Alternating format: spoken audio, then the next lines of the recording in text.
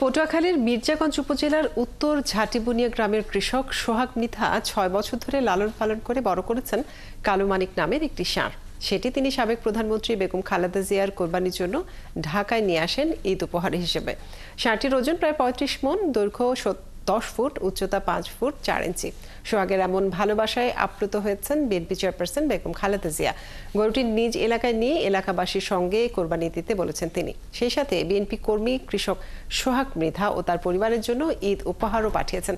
গরুটি গ্রহণ করা সম্পর্কে বিএনপির স্থায়ী কমিটির সদস্য ডাক্তার জাহিদ হোসেন বলেন, কর্মীর ভালোবাসায় সিক্ত বেগম জিয়া, তার নির্দেশেই মির্জাগঞ্জে নিয়ে কোরবানি দেয়া হবে গরুটিকে।